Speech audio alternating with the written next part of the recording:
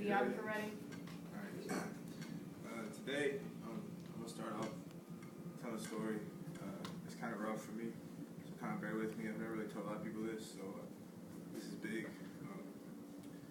It was a hot August, muggy afternoon, and I had just started 6th grade. I was 12 years old, and I got off the bus and was walking down the street, and I was excited. I was ready to go home, tell my mom and everybody about my first week of school.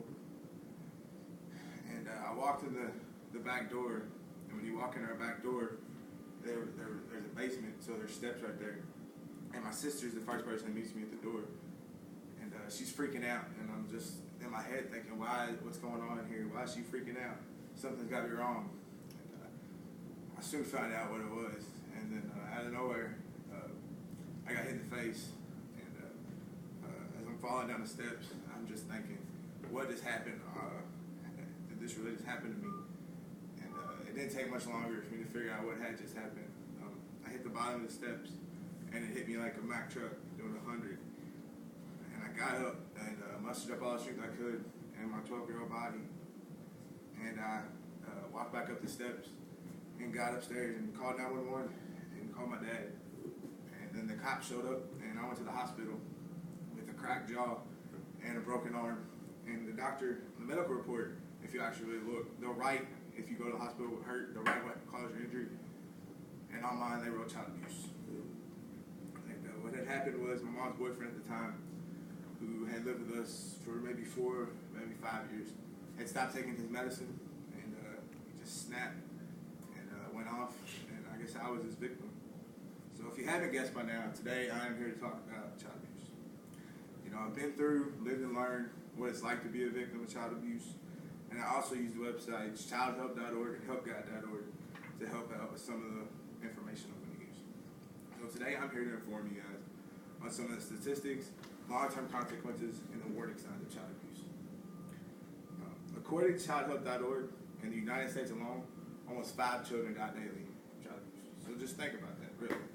Today already, 5 children died from child abuse. I mean, it's just crazy. I mean, that statistic alone may just blow your mind and really get you thinking, oh man, this really is real, it really does happen.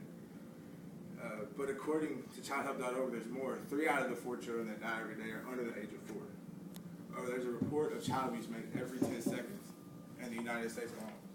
31% of women in the United States prison system reported being abused as a child. Did you know that, also according to childhelp.org, that almost 25% of abuse victims are more likely to experience a teen pregnancy? You know, victims of child abuse, they're exposed to a rough life very early. There's no positive role models there.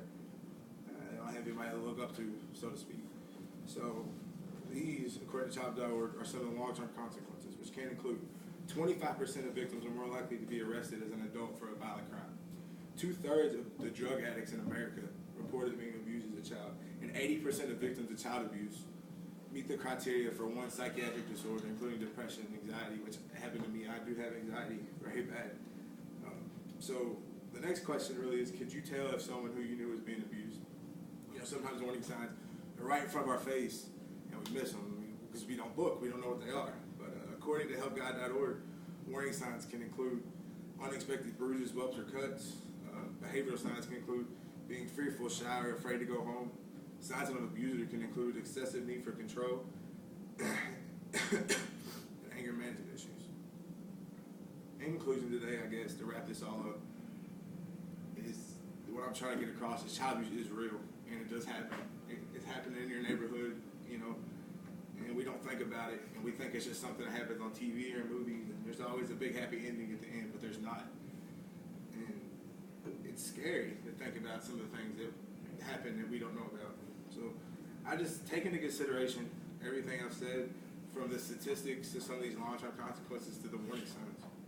And the biggest question is if you knew something like this was going on, would you be bold enough to step up and help? I was. I mean, but I was the only one in my situation who knew, other than my little sister, but she was 6. She didn't know what to do. Helping someone in the same situation I was in can and will save their life. So I just ask and beg you, pay attention to what's happening around. Thank you.